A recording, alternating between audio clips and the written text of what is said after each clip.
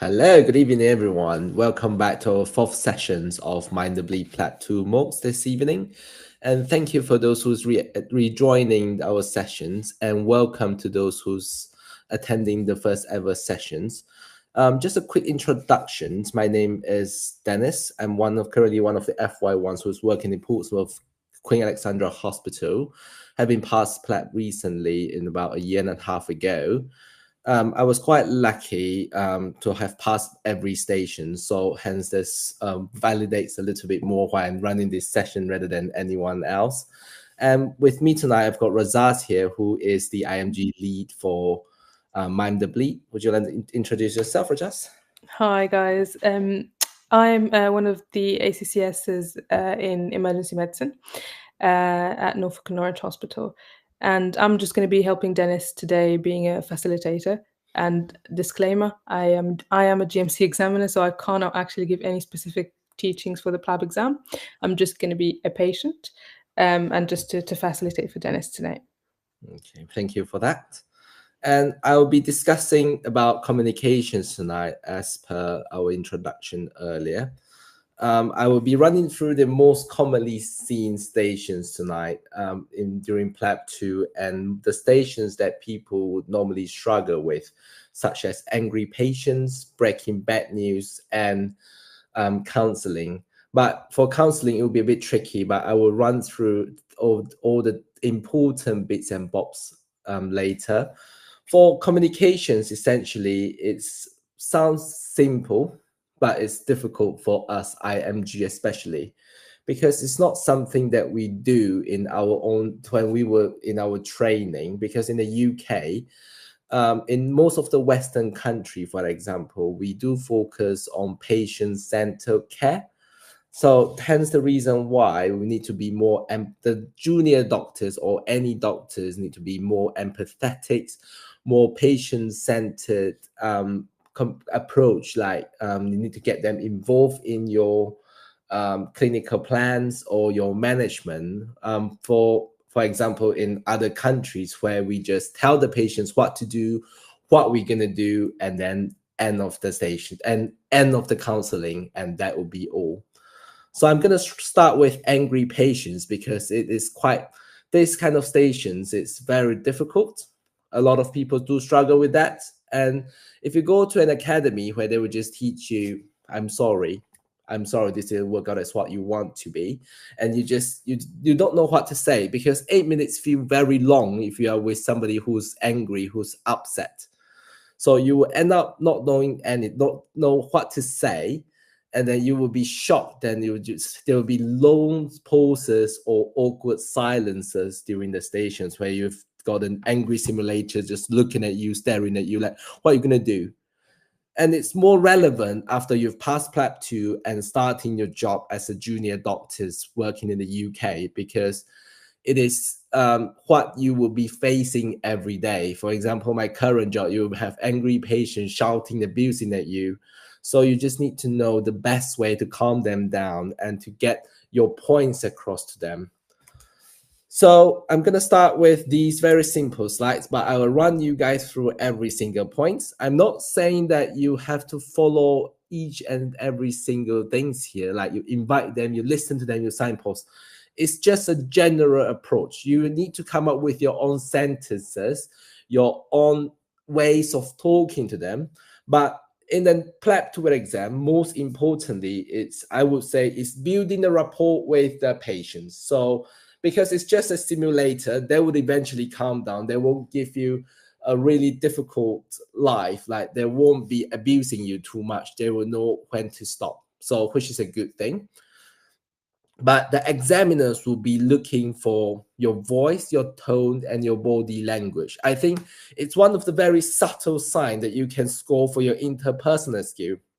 In terms of interpersonal skill, it's not just about what you say to the patients, but how you reacted during that stations and how you actually talk to the patients. Are you building a good rapport with the patients? If you are building good rapport with the simulators, they would actually give you a little bit more information that you're expecting them to. So that would be a good thing because you're making them more comfortable and they will start talking. So that's the point that I was trying to make. So in terms of the stations, when you go in, sorry for those who's attended the station before, I would always stress the importance of go in, save the times in the beginning. So memorize your name and the GMC number, go in, go approach the examiner, tell them your name. For example, my name is Dennis Tiong, my GMC number, blah, blah, blah, blah, blah. And then you sit down, start talking about it. Don't waste too much time in the beginning introducing yourself to the examiner. Just ignore them. They're not there. So after you sit down, I would say smile would be a good point to start the stations because it makes yourself more relaxed as well. So for in terms of voice, because you are seeing anyone who's angry. So if you're agitated yourself, it's not just PLAB exam. It's like in any case, any real life scenarios, if anyone who's angry at you and you get agitated and you start getting louder and louder, it's not going to help the case. So you need to present yourself in a calm tone, in a calm manner. I know it's easier said than done in the exam situations, but if you start to be more calm, and they will abuse you less because the simulators in the PLAB 2 exams are really good. They are especially hired by the GMC to abuse you in that station. So they will be loud. They will be like straight like in your face asking you what to do, but obviously they won't abuse you. So you just need to be calm. If they are standing out, invite them to sit down with a calm tone and smile at them. And then you will start the stations with inviting. So this invite is essentially telling them, hi, my name is Dennis. I'm one of the junior doctors working in this department. And I have been asked by the nurse to come and talk to you. Or you can say something like, I understand that you want to speak to a doctor. So before that, can I confirm your name and age? So that's it. That's your introduction done. And you move on. In any communication stations, be it breaking bad news, be it angry patient, be it counseling medical errors, it's important to listen because communication stations doesn't test you a single bit of clinical skill. It's just about how you communicate with the patients. So listening will be key because once you interrupt them, I know it's a bit stressful. You want to finish the stations, but in the communication station, it will be slightly different because you know the cases is going to be short. It's going to be addressing concerns. So in your prompts, you will be looking at addressing concerns, and the prompt is normally longer where they will give you a full scenario. So utilize the 1 minute 30 seconds when reading outside the stations. Remember every single sentence of that prompt.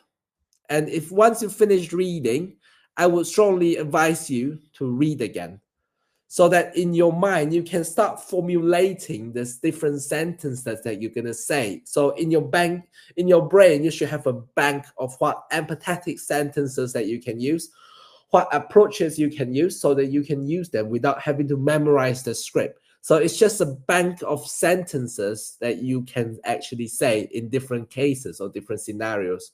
So utilize that 1 minute 30 seconds, read through the scenarios. They will tell you patient is upset because cannula has not been changed, or in breaking bad news, there will be like patients had a meter after an accident, had a fall, or there's a bleed on the CT brain. Speak to the family. So I'm going to go back to invites here again.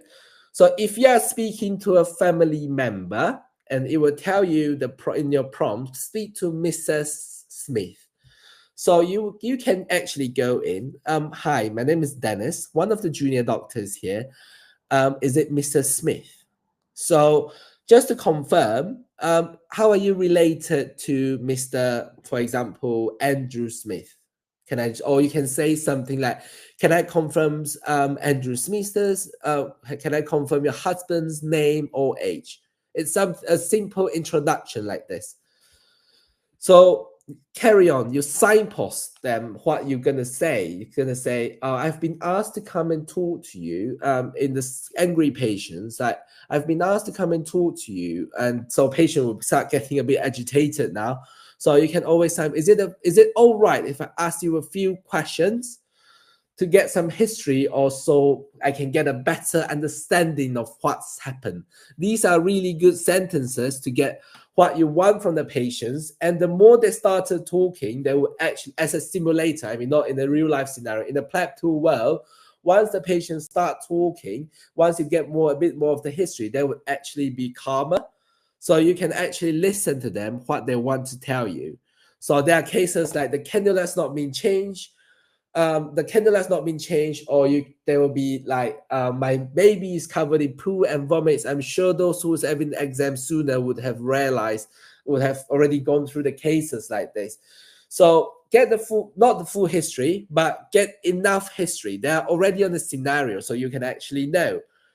So acknowledge, validate, explanation. These things can come together. Something like, so it would, from these points onwards, after the history, it will be testing your interpersonal skill at this point, like how you actually communicate with the patients. Something you can say something easy like, I can see how frustrating it is. Or you can always address the elephants in the room. I can see how upset you are, but please give me a few minutes. I will find out a little bit more about what's happened so that I can help you better. Or in terms of validating the emotions, you can say, I can understand how frustrating, rather than saying I'm sorry that this, you can say I'm sorry, but not all the time. There's a few things that you can say. I can see how frustrating it is. I'm sorry that this happened to you, but I'm now here to help you. Should we sort this out together? So the patients are actually, okay, fine, this person is actually coming with a solutions to my problem. So they will be calmer. They will actually tell you what's happened. Or then you explain to them. So I will do a quick summarize here. I mean, not the full summarize, just so based on what you tell me, so your cannula has not been changed for the past half an hour. You've not received your antibiotics. Now, I'm gonna and I can see that you're a bit upset, but should we get this sorted now? If the patient, or you can just ask something easy, like, are you in pain? How are you feeling? Because patient will still be in the hospital, means they're coming with something or they are not well. So you can always ask or say something like, are you in pain? How are you feeling now? I mean, this can come at any point, but it would be better if it comes in the beginning of the stations. So how are you feeling now? Are you feeling okay? Okay. Or you can always, for the solutions, you don't actually have to come with a quick fix. Sometimes you can just come with, try to fob them off, which will make actual patients a bit more agitated or angry. So in terms of explanations, you can always say, I'm going to use the cases like patient's cannula not being changed. I love that stage. I love that case because I got that during the exam and my patient was not very kind. So the cannula has not been changed. She's due for the antibiotics now. So rather than having her going on and on and on about she's been ignored in the emergency department, the doctors are supposed to be here 2 hours, just say, right, I know, I understand. So I will do a quick fix here. Like, I can see that you're very frustrated, but what I can do for now is I will change your cannula. We can give you the antibiotics as soon as possible. And then you stop. And once it's sorted, I will look into this problem a little bit more. I will have to speak to my colleagues. I will speak to the nurses to find out a little bit more of what's happened so that we can always sort them out later. Or you can get a C involved. If the patient's still not happy, say, I want to complain. So you can signpost them to the PALS, Patient Advisory Liaison Service, where they can make a complaint. They will look into it. Or in the cases like medical errors, something wrong that's happened, and they're very angry, you can get the incident report in. So you can say something. It's just the solutions that you're providing them. So you can always say something like, we will definitely look into this, Mrs. Smith. But once we get you sorted, we can. I will speak to a few people, and we can write something. I will file an incident report so that the senior management can look into this and prevent it from happening in the future. It's rather unfortunate that this happened to you, but we will try to prevent it from happening in the future. And you reassure them. For example, angry patients, you can reassure them, I will sort this out for you. I mean, the issues at the moment. So you sort them out, and then at the end of stations, you summarize them. Like, okay, Mr. Smith, your cannula was supposed to be changed an hour ago, but unfortunately, it's not happened. But what I'm gonna do now is I will get the new cannula, put it in for you, and we'll get the antibiotics for you as soon as possible. And in that case, I remember there was she said something like she has to be at work. So summarize those points as well, what you've answered, what you've taught to her, and always listen to them and address the concern. These are the two things I want you to do in the stations only. That's all. Remember, listening and addressing concerns, because at the end of the stations, once you've addressed all the problems that they have, they will be quite happy. They'll be like, oh, thank you very much, doctor. You're actually the first one who's actually listened to me, or you're actually the first one who's actually care about me. So you know that you've done that stations well, you're good enough to pass. All right. So the next one, if you've got any questions at any point, please do pop in the chat box below and I will answer them as I go. All right. And the next one will be quite a difficult one, I would say, breaking bad news. So in the UK, most of the junior doctors or any doctors, we use something called spikes. So spikes a protocol where if you follow them, you will actually be you have an empathetic approach to breaking the bad news to the patient. So in breaking bad news stations, normally in PLAB, there would be like stations like post-operative bleeding, intracerebral bleed, stroke stations where you have to speak to the family. The father's having a stroke. Breast cancer, or breaking any news about malignancy, essentially, and a terminal dementia with a concerning daughter. So spike would actually be relevant in all the stations, I would say. In the PLAB world, again, the settings will be always ideal, because you will be in the closed room, you will be quite close to the patients in the room. But if the patient is standing up, always invite them to sit down. And on the table itself, sometimes you will notice some water there. You will notice some tissue papers, depending on the station. But you can always offer them. If you can see water there, you can always offer them first. Can I get you something to drink? Even though it's not actually there, or you can always say, can I get you something to drink? Then you start this. I would just do a quick overview run of the stations. Go in.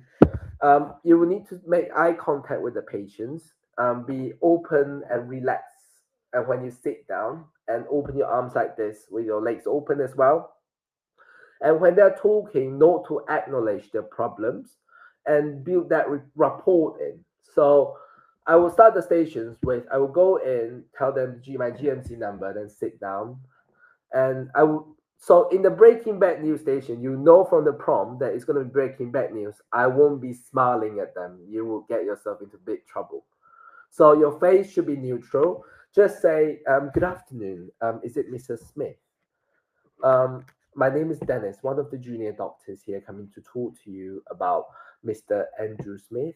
Can I confirm what is the relation with him? Or you can say something like, can I know how you are related to Mr. Andrew Smith? So is it all right if I have a chat with you about your husband, for example? I mean, you don't have to follow my sentence.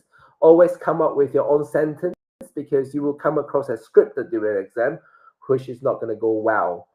So with your own sentence, say, you can say, start invitation from the patients. Let's move on to the next one. Will be invitations from patients to give information. Will be, you can always say something like, check their understanding of how much they know. Because in cases like stroke, the patients will actually, the family would send the father in an ambulance, or the patient said on the phone, I've been told that my father had a stroke. So you can always invite them. I would normally say, just to catch ourselves up to speed, Mrs. Smith, can I just check what you've been told so far? Or what is your understanding so far about Mr. Smith, for example? So they will start telling you. So it will be a quick history taking. Something you can remember quite easily will be before, during, after. That's what I want to know. That's all. Before coming to the hospital, my husband was not well and he had a fall or things like that. And then you can say something, chuck and check. One thing will be chuck and check as well.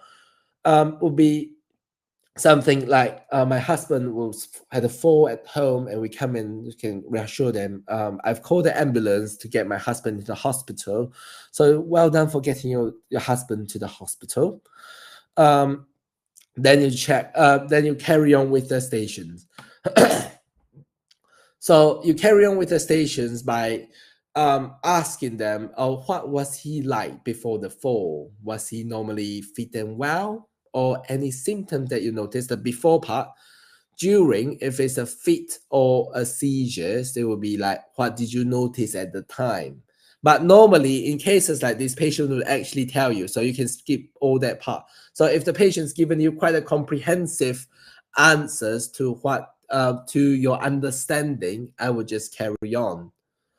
So once they have told you what happened, you can always explore the emotions. Like you can always get once you've got the knowledge, you can always explore them, explore the emotion and sympathize.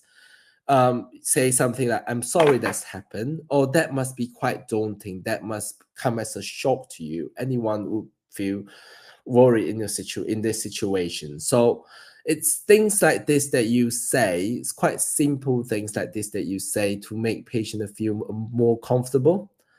And when you go back in terms of knowledge, I would say something, do a warning shots first, which should be important. Like, unfortunately, we don't have very good news for you. And then you do pauses. And then you carry on with explaining. And just say, unfortunately, I don't have very good news for you. And then you pause. And then you carry on. Just something like, we did a CT scan of the heart, on your husband's, and we found out there's a bleed in on the CT, a bleed in the brain on the CT scan. And then you pause. Patient will be a bit shocked, and there are such great actors and actresses where they would actually start crying, which I was surprised during the exam itself, because patients will actually start crying. So pauses again. There will be lots of pauses and listening in these stations. So pause again, get them they will start crying.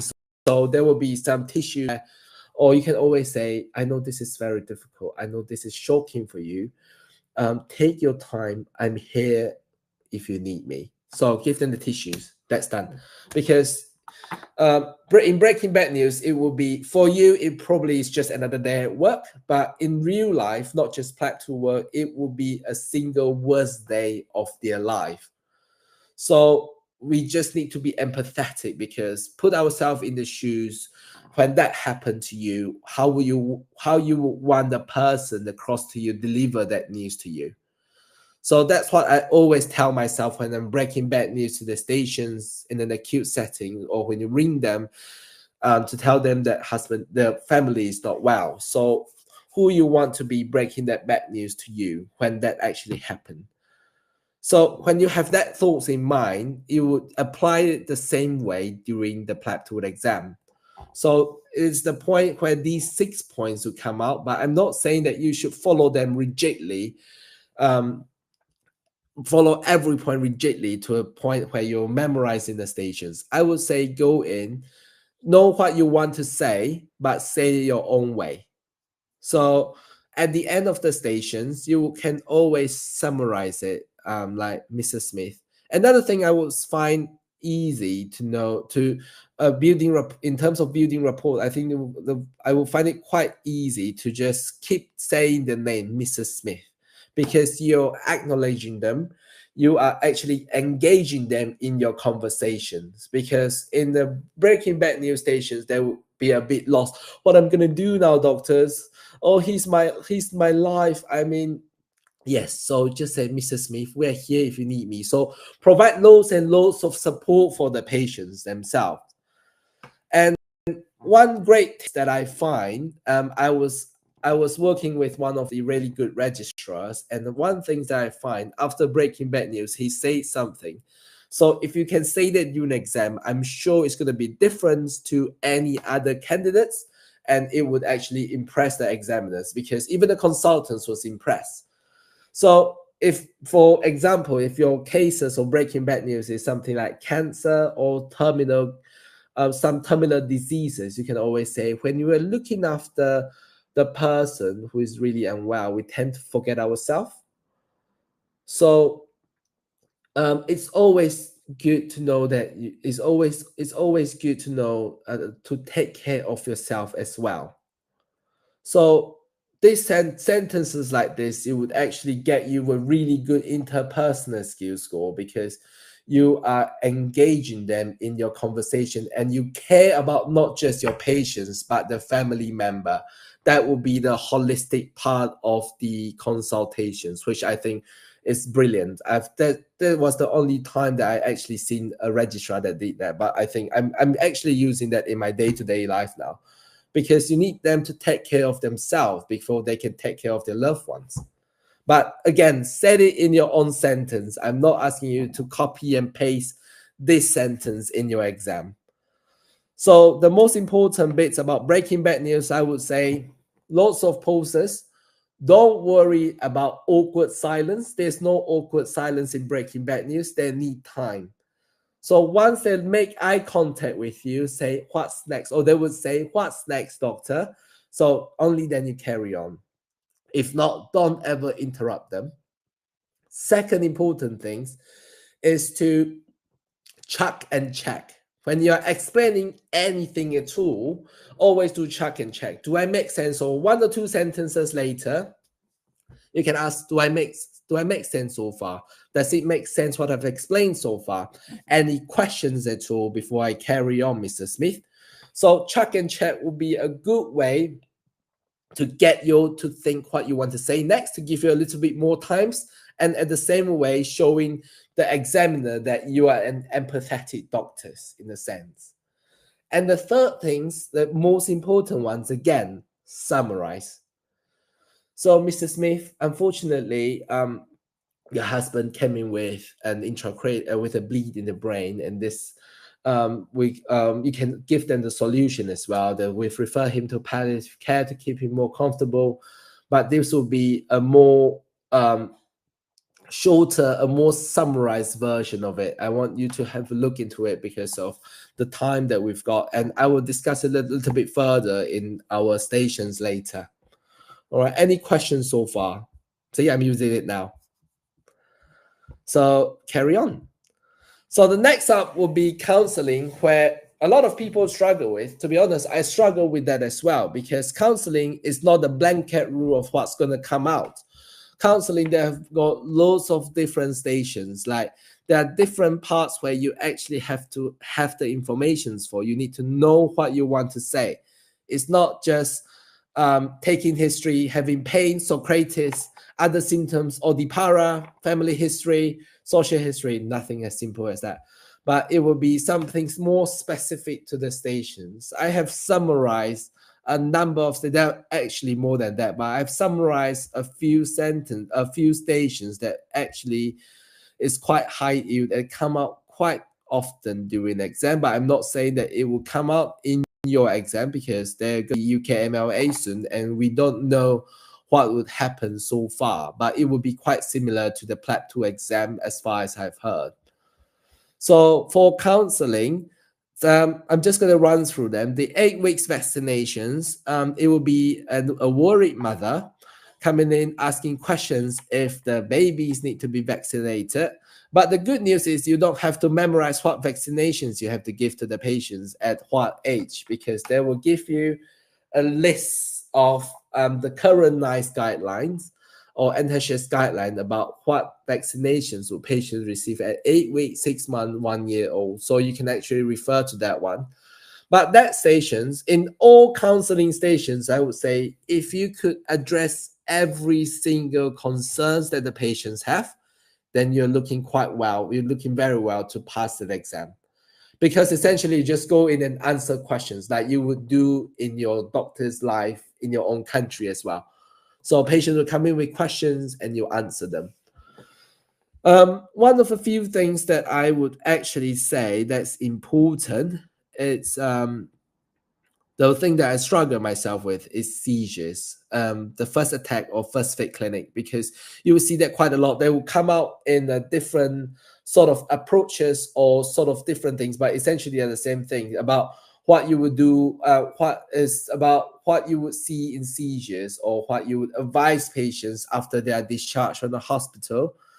Like, for example, you need to tell them to avoid taking the bath or avoid locking the door, and would be try to avoid dangerous or high risk activity like rock climbing. But I want you all to actually look into every stations and remember not the script. Some academies will give you the whole script. I don't want you to look. I don't want you to memorize those things.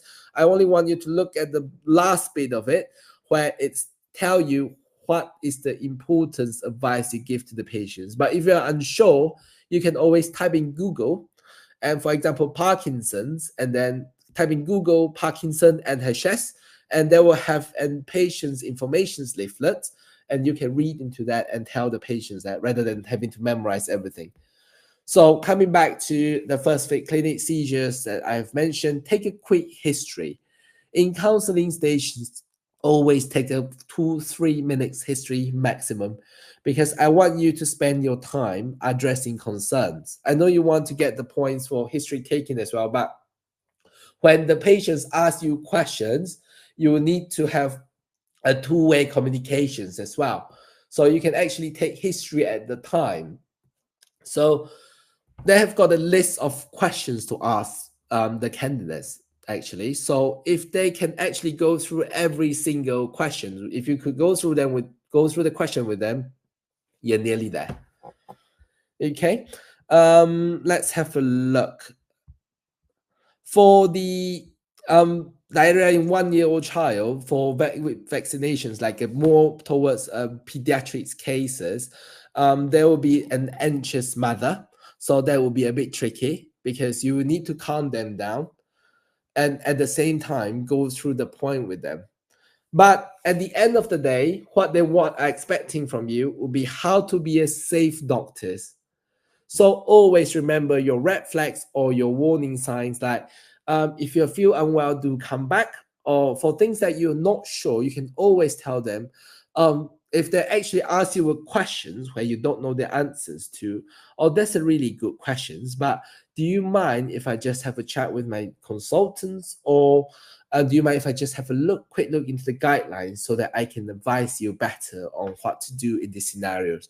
So it doesn't have to be, they're not expecting you to know everything, but you need to signpost them to what you know and how to be a safe doctor, essentially. Okay. And the rest of the counseling, communication stations, these are the one that would come out during the exam as well.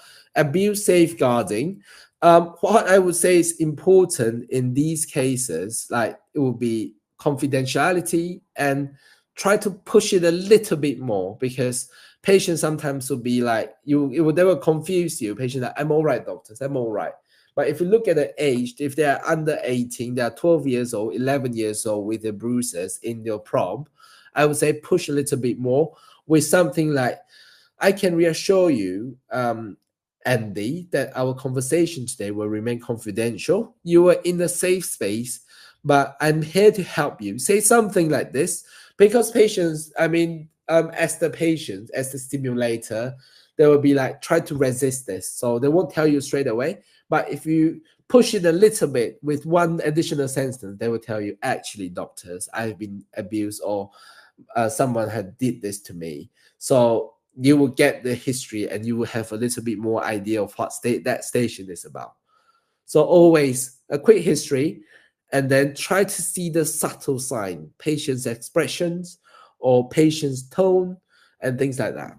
And the colleague scenario, I'm sure some of you have come across during your practice or whatsoever, where there'll be like patients, your colleagues that come in late, try to speak to your colleagues, or your colleagues didn't write the discharge summary, for example, and you have to speak to them, or you have to speak to a juniors about that. So that would be a bit tricky, but it's like how you would speak to colleagues in the professional setting, but with respect. You're not telling them off, but you're finding out what happened. Or you can say something like, I can see that you're struggling. Is there any help that you need? Or anything that I can help you with? It's about building a rapport and get your interpersonal skill points. And the next one will be ethical scenarios, refusing treatments, change not self-discharge. These are also like any counseling stations or communication stations where you just have to do your own, you're being empathetic, get a quick history. And for refusing treatment, it will be good. I mean, self-discharge or refusing treatment, you will need to do a quick capacity assessment. So you need to check if they have capacity to refuse the treatments. For example, do you know what will happen? You explain it to them first. Do you know? Explain it to them what is the consequences, and ask them to communicate that back to you, and ask them, do you know what do you know what will happen if you don't take this treatment, or do you know what will happen if you go home? But try to persuade them as well before you actually okay, you've got capacity, I'm going to send you away. But try to persuade them in terms of speak to them first, take a history. Sometimes patients refusing treatment for a reason. So always ask why, and why do you feel that way? Why do you not want to get treated? Or why do you want to get home so eagerly? Is there anything at home? Or try to sort the problem out so they will help you in the exam. And the next one will be medical errors. So the approach to medical errors will be quite similar to angry patients, because no one will be happy if they know that they have been involved in a malpractice or something wrong that's happened to their treatment. So it will be a bit like angry patients, but it's fine if you say sorry and admit the mistakes. You won't get in trouble. You won't have to beat about the bush that this happened, but you just have to be honest with them. Look, Mr. Anderson, this happened. Unfortunately, that this has been missed during your last admissions. But try to give them a solution what would happen, or you could give them. We will do incident report to prevent it from happening, or tell them it's not something that's commonly happening in NHS, but sometimes mistakes do happen. So it will be things like, it will be things around reassuring them, giving them a solutions, check and check, summarize, and that's your communication stations done. The only way to score well during the exam, I would say, is to practice, because as most IMGs, English would not be our first language.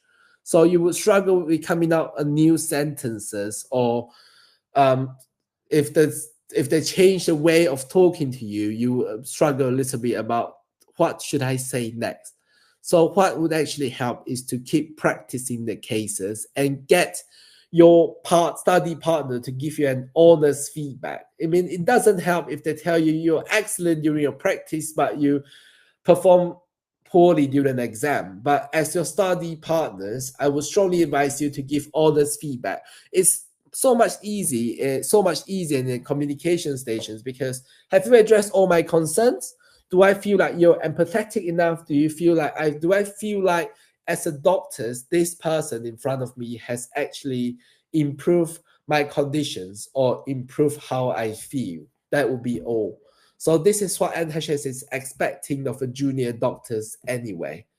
So I want you all to be safe doctors and keep practicing and try to speak English more, because if you're not in the countries and if it's not your first language, you don't speak it enough, and you would struggle with coming up with a sentence. Okay, so any questions about communications before we move on to the stations? Okay, I see there's no questions in the chat group. So we will start. For those who's not attended this mocks before, I will have this app on my phone, and it will be an 8-minute stations with a minute and 30 seconds, minute 30 seconds to read the prompt. I want you to read the prompt for a minute 30 seconds. If you are done, read again and try to formulate what you want to ask or what you want to say in the stations. I think from the chat box, we've got 2 volunteers, so a third volunteers will be really great. And I think it's important to practice in front of, especially with a lot of people and with us giving you as a feedback, because it will build your confidence. Like, you can go into the exam, tell yourself, just hype yourself up, motivate yourself. I've done it in front of so many people, and how difficult can it be? I'm just speaking to a person with another examiner listening. So you just have to calm yourself down, hype yourself up, and that will be all. Then you will actually perform like how you normally practice. Okay, so who will want to be our first volunteers? Is it Patricia there? Yeah, it's Patricia. Excellent. Hello, Patricia. Thank you. Okay, I'm just gonna get this ready. And are you ready? Can you listen to us? Can you hear us? Yes. Okay? Yeah. Can you hear me? Yep. Yeah. Good. So Razaz here will be our patient, so speak to her and ignore me like I'm not here. Okay. There we go. Begin.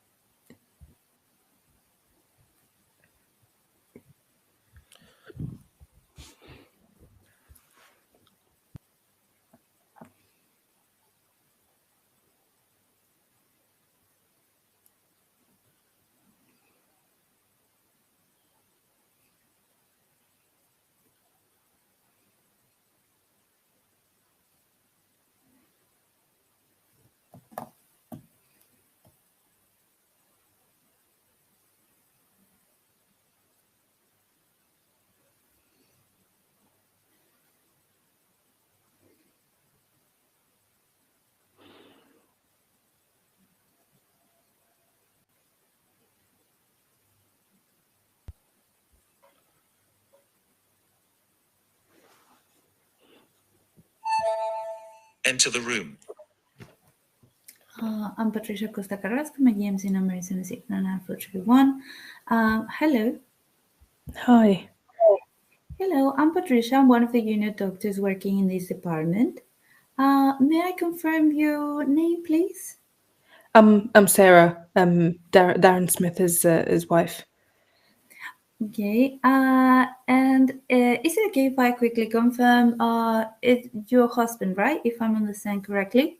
Yes, Yeah. my husband. And if I can confirm your husband's name and age, please? Darren Smith. Okay, very well. He's 77. Is he okay? So Susan, I'm here to talk about your husband's condition, and is it okay if I ask you a few questions before I proceed with this? Yeah, sure. Just let me know. It's just so I can be in a better position. I would like to have an idea what happened, how he came here to the hospital. Well, we were just watching TV, really, and then he just collapsed. I don't know what happened. Okay. Did he? Well, according to my notes, I have that he collapsed at home. Is this correct? Yes. Yeah. Was it all of a sudden, or was he in pain? we were watching TV, and he just fell. Okay. First of all, I'm really sorry that you have to experience this situation. But you did very well to from my notes, I can read that you called an ambulance, so you did very well and come to us straight away. Do you know if your husband had any medical conditions or anything in particular? Well, he took tablets for high blood pressure. Yeah. Okay. Was it for a long time? Yeah, I think so. So 20 years. Okay. Very well. So Susan, your husband is here with us. We have provided him with medical attention. He's been here, so he's been looked after. And I would like to discuss the condition of your husband with you. But this is a very sensitive, topic. So, would you like to have someone with you? I don't really have anyone. My daughters are in Australia. Okay. Okay. And very well. So, so what we have done so far, so your husband came to us, and at the moment, he is he is not awake, but he's breathing independently. Okay, that's good, right? But we have done. I can see where you're coming from. We have done a few investigations in him. We did a scan, and I'm afraid to say that the results didn't come back as we have expected. Okay, well, what does that mean? What do you mean? Well, I'm afraid to say that the CT scan is showing massive bleeding in the brain. I'm really sorry. But there is something you can do about it? So we have done. He's receiving medical attention. He has been assessed by the neurosurgical team, and unfortunately, they have said that probably an operation would not be beneficial for your husband. Right. Well, then what will you do? So what we're gonna do now? So your husband is gonna go to. So he's gonna stay for the moment with us, and he's gonna start receiving something that we call symptomatic symptom control treatment. I'm sorry, I don't understand. What's symptom control? Sorry. So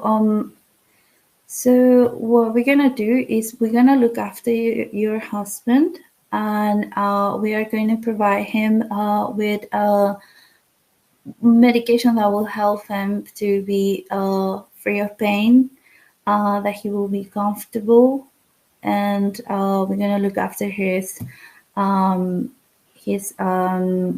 signs, and we're gonna look after about his hygiene and make sure that he's well cared. So you're saying he's not going to wake up? There's no chance of him waking up? Well, I'm afraid, and I'm really, I know that this is a very shocking news, and this is a very difficult situation for you, but I'm afraid that the surgeons have have said that your husband's condition might be terminal. What about intensive care? People go to intensive care and they get better, don't they? So what do you mean with intensive care? Or they sometimes get in car accidents and they put tubes and machines and things and they get better. Okay, and I can see where you're coming from. But I'm afraid that for your husband, if he gets so in intensive care, it might cause him more distressed, and it wouldn't be as beneficial as if we look after him in the wards. And also because of this bleeding in the brain that he had, it would be very difficult to predict from another one happening again. Right. So how long does he have? Well, I know that this is very frustrating, but I'm afraid that I can't give you a number or anything or about this. Is beyond my expertise. But definitely something I can talk to the specialist and come back to you. You know, my daughters are in Australia. Do you think I should call them? Move on to the next station. Okay, I couldn't hear that part. Sorry. It's really hard. Sorry. Sorry, I think that was really horrible. I'm sorry, but I just No, that's fine. No, sorry. It's really, really hard. I was trying to make it smooth, but it's challenging. I would say kudos to Razaz for being such an outstanding patient actress. Yeah, exactly. yeah, we have to shed a tear or two. Yeah. But how did you find? I know you find it a bit difficult, but did you feel like you actually get your point across? Did you feel like you build a rapport with your patients? Well, it's difficult. I don't know. I try my best, but I think it's difficult. It's very difficult. I know this is an exam, but I can't help to start to think that could be something in real life, and it's difficult to build rapport. Obviously, you're trying your best. You try to be as empathetic as possible, and so mindful about the words and how to say it. And then I think I did struggle to get the order of the things of how am I going to disclose one thing at a time. Yeah. I think maybe I started too soon with disclosing the bad news. Don't know. I think you did very well. I like your tone, and I like the speed of the consultations because you actually listen to them. You actually address what the question is. But just a few more things that I would say to further improve your station. I'm not saying that you will fail this station, but I think you've got all the points there. But it's just about make it more systematic of what you want to say. So I would normally for myself or a good how you're gonna be more systematic, especially when you're nervous. You need to come up with what you actually want to say. You can always start with how much do you know about your husband's condition? So you know you can both on the same page now, and then you carry on. Unfortunately, I don't have very good news, or unfortunately, this is not what we are hoping for, and then you do a pause. So it's layered by layered. You give a few warning shots first. And then just say, unfortunately, I don't think I have very good news. So do a pause. I mean, take your time there. It doesn't matter how long it would take. So patient, what do you mean, doctor? Just say, so we have done some scan. Then explain to them slowly with patient-friendly terminology. We have done some scan and we found out there's a massive bleed in the brain. And I think what you've done well is that you say a few. The surgeons, we've had the discussion with the surgeons. I don't think that we can do an operations, and you need explain. You've got all the points. You've asked all the questions. So, no. So that from that part, I have got no problem at all. All right, but it's just been a bit more systematic. And sometimes you see the patients is very disturbed or very visibly distressed. You can always say something like, would you like more time? I can see how upsetting this is for you. Would you like more time before I carry on? So it's the worst things that ever happened to them, period. So just know that it's going to be difficult for them. Would you like more time? And I'll be here if you need me. So if they say, are you looking, sometimes patients will ask, are you actually giving up on my husband? You can say, we are not giving, it's a few things that you can say is that we are not giving up, we never give up, but sometimes it's better for the patients to be more comfortable rather than being in pain, or we need to preserve the dignities. So it's things like this that can actually make you a better doctor in terms of breaking bad news. So another thing would be the name. Always listen to the name, and I think Razaz says she is Sarah Darren Smith's wife. Oh my God. True. Yeah. So always I'm so sorry.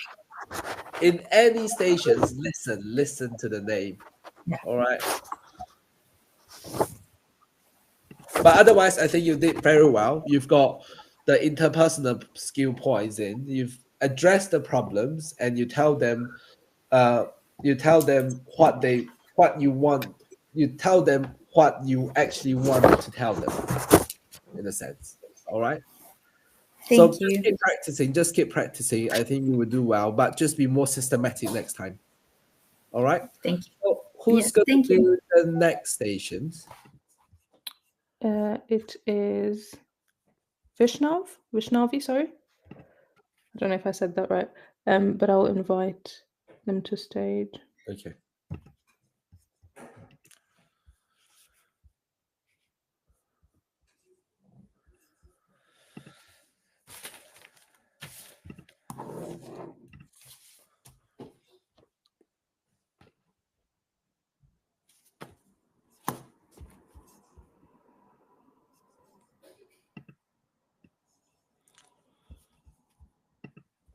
Hello. Hello, good evening. Are you ready? Yeah, can you hear me clearly and see me clearly? Yes. Yes. All right. Great, thank you. So there was a problem last time and I couldn't join. So Okay. I Fine. was Let's just, crack on. I think Let's I remember Right. that, but yeah, things are working out fine now. yeah. Perfect. Okay, let's crack on. Time starts now. Begin.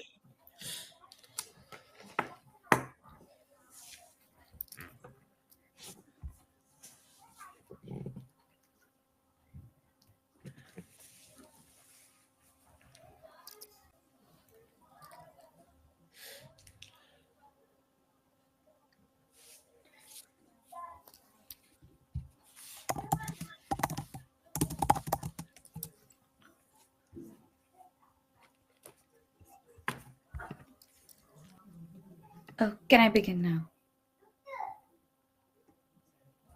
No. Not If yet. you finish reading the prompt, read again.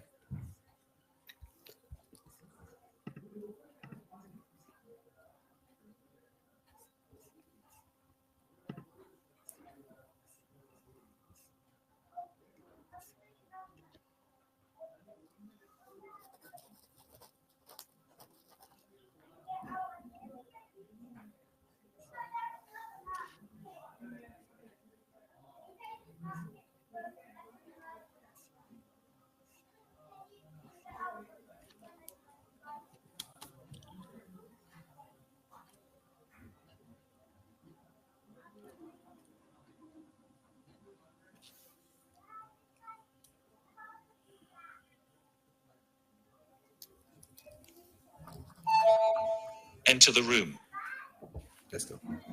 Hi, my GMC number is 1234567. Hello, I'm Dr. Vaishnavi. Are you Mrs. Daniela White's son? No, I'm Mrs. Daniela White's son.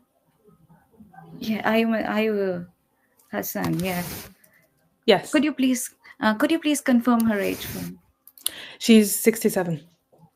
Right. Could you please tell me your name as well? How may I address you today? Peter. Hello, Peter. I see that you've come to talk about your mom. How is she doing today? Well, I'm very upset, doctor. She was diagnosed with cancer, apparently lung cancer. They said. But I brought her in, and they said it was a chest infection. So I don't understand. Yeah, yeah. I see that. I see that, Peter. I understand it could, it could. You might be annoyed with all that. I completely understand that how you might feel. Before I talk through this, can I just ask a couple of questions? If just to see if nothing has changed from what she has experienced before. Is that okay with you? Yeah, sure. I'm so sorry. Yeah. Um, so you said that you were upset and all, but how is she right now? I mean, she came with complaints of breathlessness and all. How is she today? Well, she's getting worse, obviously. She's still having worsening breathlessness. Oh, I mean, how is she being managed now then for that sort of breathlessness? They've given her some medication from the hospital, but they said if she was diagnosed early, they could have done Uh-huh. a surgical intervention, which they can't do now. Oh, okay. Can I just ask when did this happen? When was the first appointment that she booked for? I mean, coming into the hospital with that sort of breathlessness. Well, she saw the GP about a month ago when he said she Mm-hmm. she had a cough with some phlegm, and he said it's an infection. Uh-huh. So he gave her some antibiotics, Mm-hmm. and but she didn't get better. She just kept Okay. getting worse and worse. And they didn't do anything. They just did bloods. They didn't do an X-ray or nothing. Is it okay? Did she have fever then? No. You mentioned that they gave her antibiotics because she had that cough and phlegm.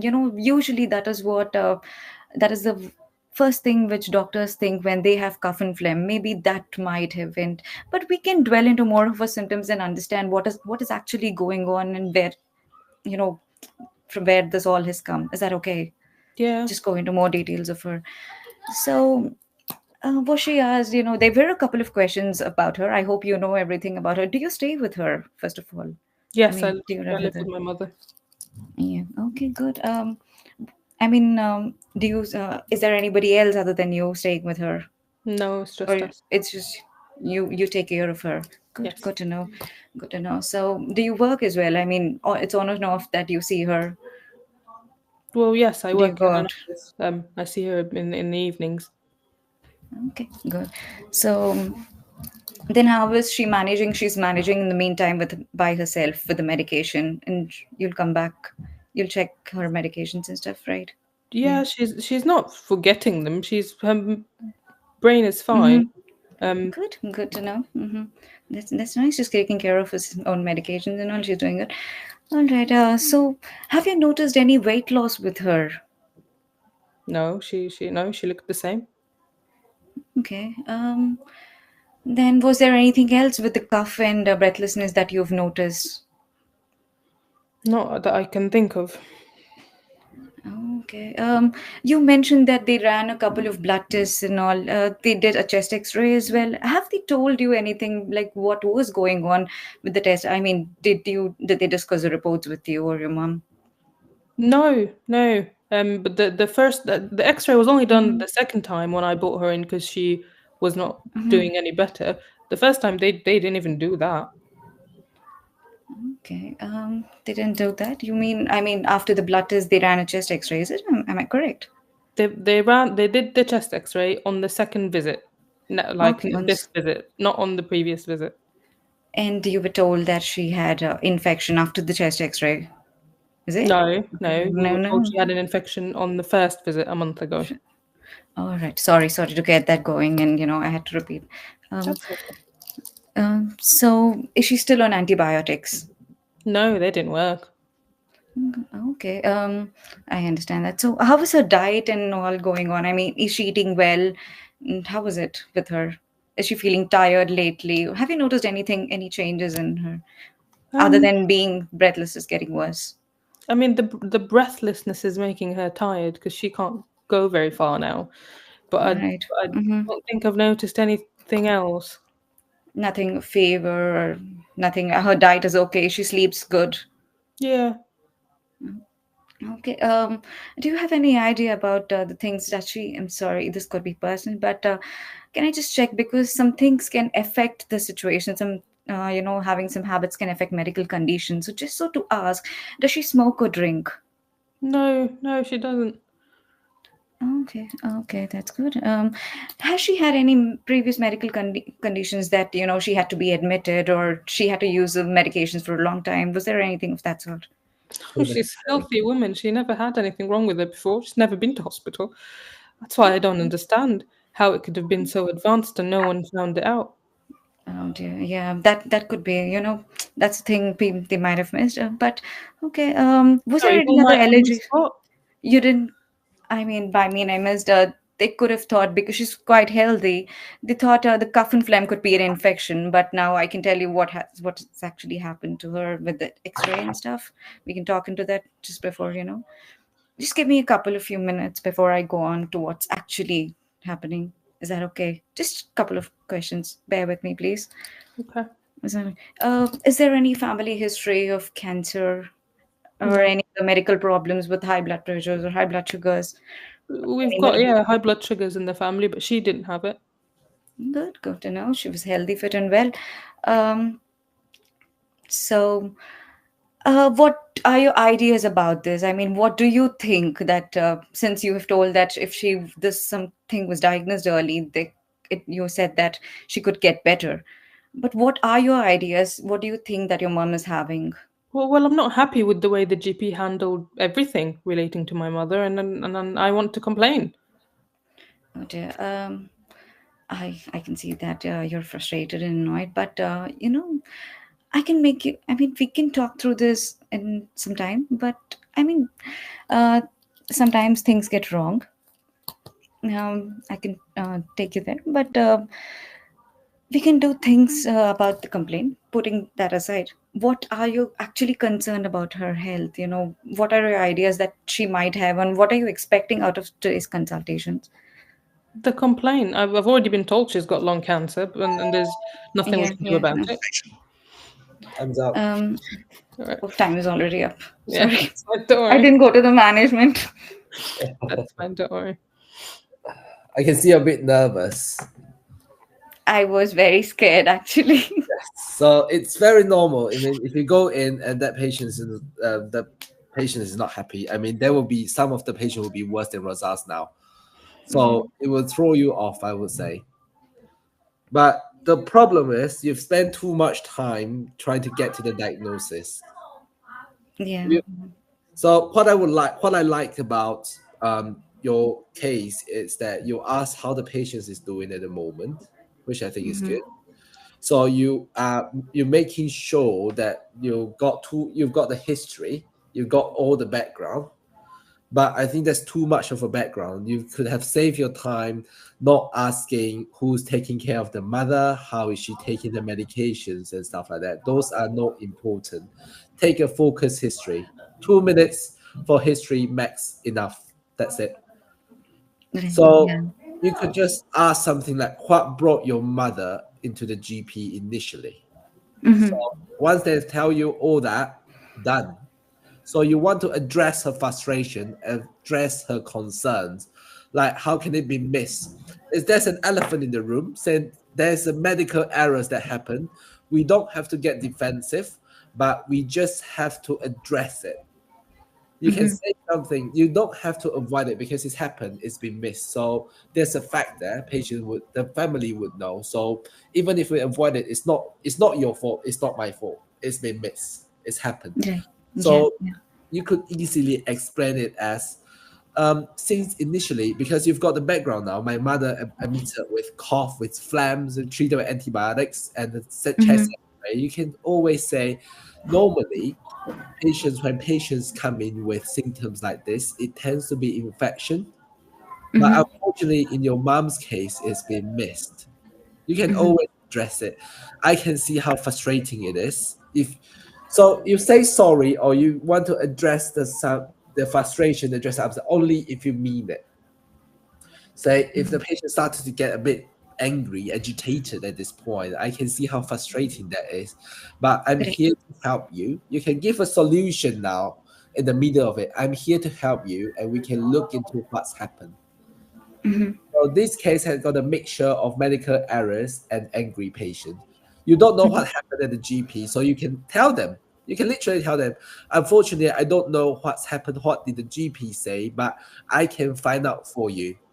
So there's a Yeah. solution there. Because the family was angry that she was not investigated further. She was 4 months with just antibiotics, and the second time she brought her mom in, she just had the chest X-ray. So you can address that. I don't know what's happened then, but I can find out for you. And the second thing I would say is important, would be really, really important, is to say, and the patient say, I want to complain. This is what I'm here for. Let the patients complain.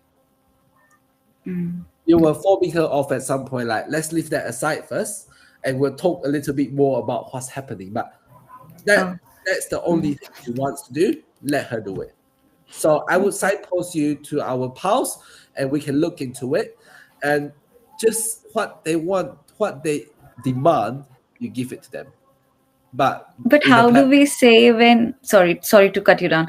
When Dr. Razaz said that as a patient, now I want to complain. How do we react to that? How do we signpost? Yeah. So it's perfectly reasonable to want to file a complaint, because this has happened. We can't avoid it from. We can't. So we can say it's perfectly reasonable to want to file the complaint. So there is a good department in this hospital called. There's a service in the department in our hospital called Patients Advisory Liaison Service, PALS, where I can give you the contact details for you to contact them and file the complaint. In the meantime, you can say, in the meantime, we will do our investigation here while you go through that process to look into why this happened and how we could prevent it from happening in the future. Okay. So once you address that, the family will be will calm down a little bit. Like, okay, this doctor's giving me a solution. So we can't. First, there's a few things, like we can't be defensive when errors has occurred, because it's not our fault. Sometimes it's the system, or in the medical world, normally it get missed. Patient with especially lung cancer admitted with breathlessness, having antibiotics is quite normal. So we can actually tell the patients that. Yeah. Okay. Yeah. But I think if you spend a little less time to take background history, you've got more time to actually talk to the patients, having a two-way conversation in a communication station. That will help you pass the exam. Yeah, got it. All right. Thank you so much. Thank you so much for yeah. No problem. Thank you. It's nerve-wracking. I understand it's nerve-wracking, but just keep practicing. You'll be fine. Yeah. But thank you. No problem. Thank you.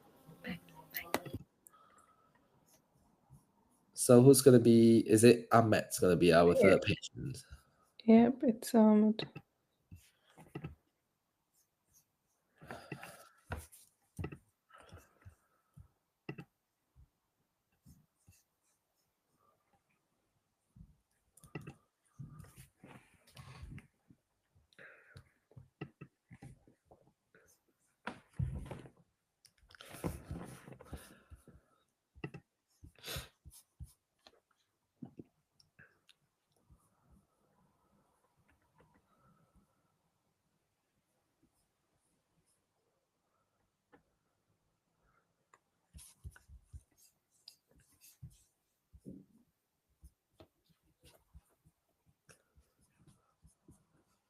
Ahmed, are you around? I've invited you to the stage. There we are. Okay.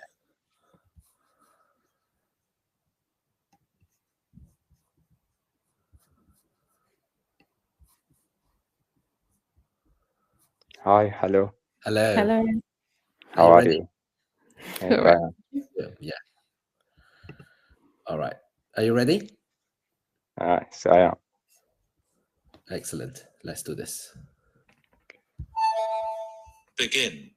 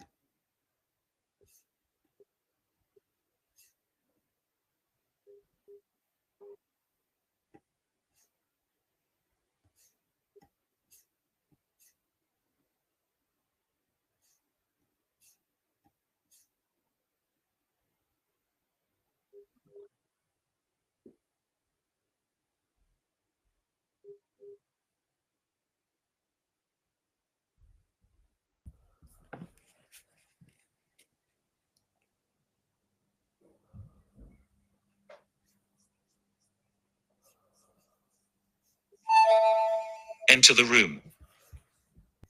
Hi, my name is Dr. Ahmed Al-Hatimi. This is GMC number 880337.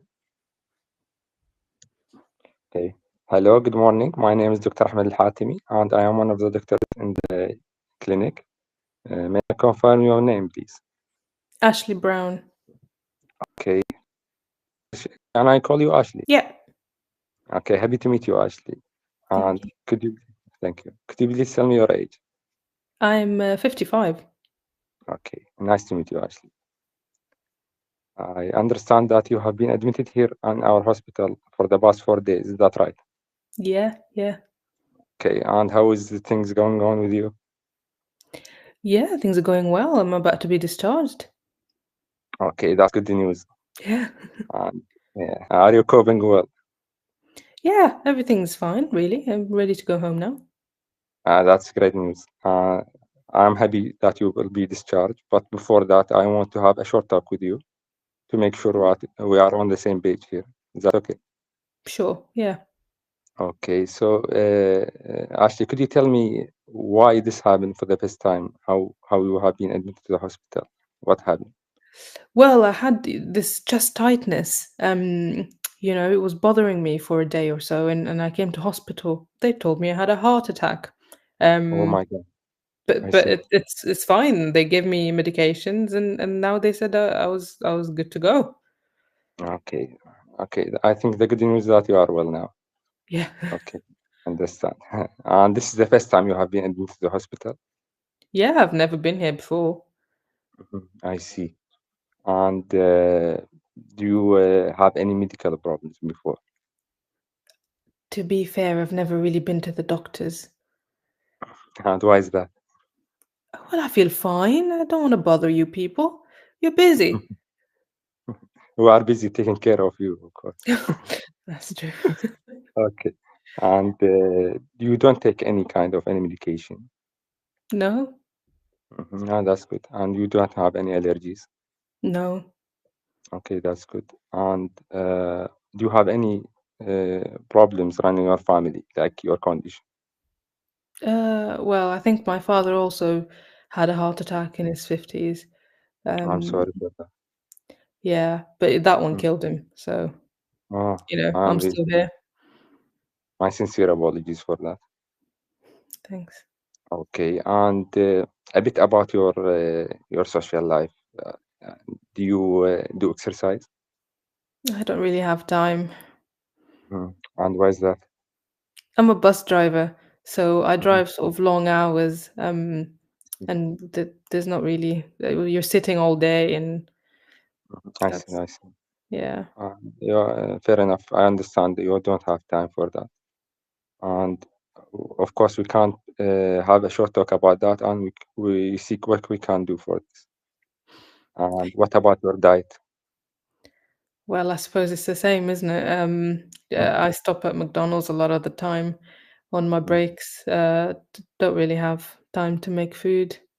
I see. Any vegetables? You don't take any vegetables? Do you know what? There's lettuce in McDonald's burger. Okay, that's count.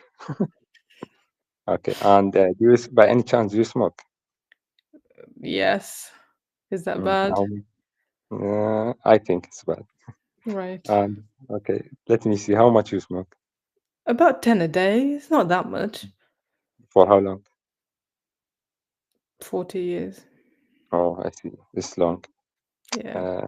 Okay, we will talk about this and try to cut this down. Is that okay? Okay. Okay, and I think I had, okay. So Sarah, from you tell me, and I see my your notes that you had a heart attack, as you say. and we have managed your condition, and you are now better and stable. Yes. Okay. There is something we should talk about it to make sure that you don't have this again. I think there are some changes that need to make in your life to make sure you are healthy and fit and well. Right. Yeah. Okay. So we have a lot of things here. We have the medication, which is new for you, the heart I got medication. a whole bag of medications. I don't know what they are, and I don't know what they do. I see it's overwhelming, and there is number of medication, but it is all for you and will benefit you and help you. And Right. most important that you take it in the time and don't stop taking your medication. Okay. Do you have any concern? Well, what is it for? Okay. We have aspirin for your heart to protect your heart. Okay. Bisoprolol to maintain your heart rate in the lowest we can to protect it. Okay. Simvastatin to lower the lipid profile, lipid count in your blood, also to protect your heart. Clopidogrel. The Yes. lipid count, is that like Yes. my fat? Yes, fat. Right. The fat in the blood, yes, not in the Right. in the blood. There is a level we call it in the blood. Yes, it 2 is very minutes.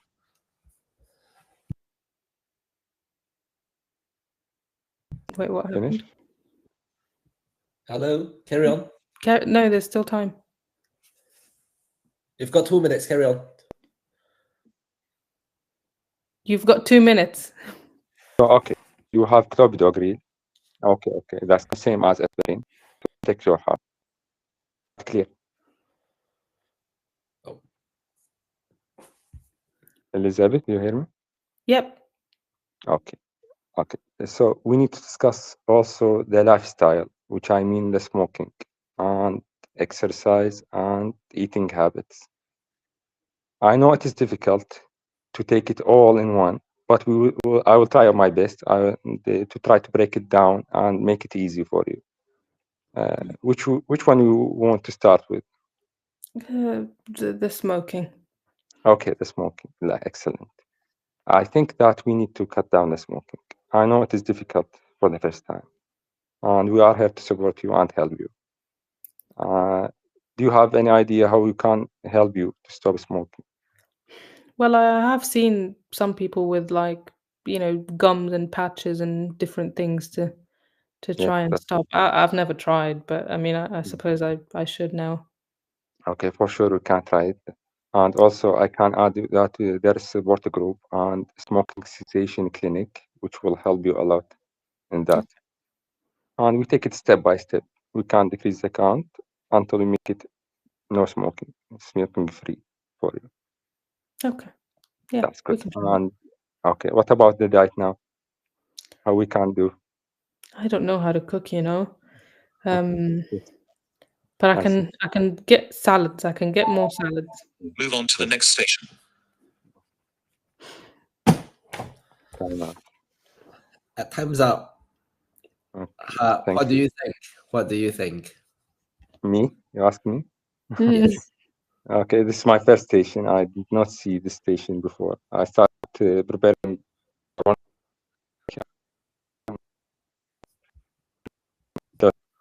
I don't Sorry, you were cutting off. have any approach for this.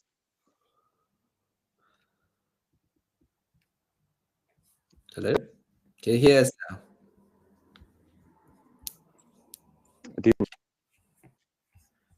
No, I don't. We can't hear you very well.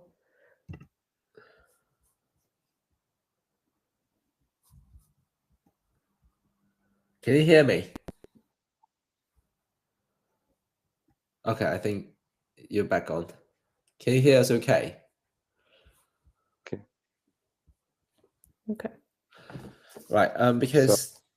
Because of time, I'm just gonna give you the feedback. If you can hear me okay. Okay. Yes, I can hear you. So I think you did very well. You've built that rapport as an examiner, even though you don't you don't even though you don't finish the station, I still feel like you deserve to be on a really high score because you build that rapport, you make the patients feel comfortable, you tell them what you want to ask, what they will be expecting from you, like from taking history, you smoke. I like how you say we'll look into that later. So it's that reprimanding the patients without actually making her feel uncomfortable. So I think that's a really good thing in your interpersonal skill that you should keep it on. Thank you. And you did explain everything else. So I kind of like how your approach to this station is. But in terms of your history taking, you did quite a good one. But I feel like there's a few more you've wasted a little bit of time in the beginning. Like if you want to have it done perfectly, I would save a bit more time in the beginning in the introduction bits and bobs and get into it. But you did very well in general in terms of building rapport, in terms of your interpersonal skill, in terms of your communications. But if you could finish the stations off and summarize them, saying that, look, you've admitted in the hospital 4 days ago, we've given you all these medications, and I've given you some, oh, he's gone. I've given you some advice on your lifestyle. Any questions so far? But I think otherwise, I don't have any problem. I'm very happy with how you've done the stations. So yeah, well done. Thank you, my dear. Just Thank if you. you could just make it shorter, I mean, just concise it and finish off the stations, it will be perfect. But I don't see the reason why you can't pass this station at all. But I still feel you're gonna get a good score in there. All right, I think that's coming to the end of our sessions. Thank you very much for everyone who's attended. And just a quick summary, in the communication stations, a few things. Listen to the patients, make it a two-way conversations, build rapport, do check and check, and you will be fine. Just keep practicing them. And it will be grateful if you can leave us some feedbacks of what we want to do in the future session and how else we could actually deliver the session better. All right, have a good evening, everyone. And for those who's having an exam sooner than our next session, I wish you the best of luck. And thank you again for attending. Good night, everyone. Thank you, everyone. Thanks, Dennis. Bye. Bye.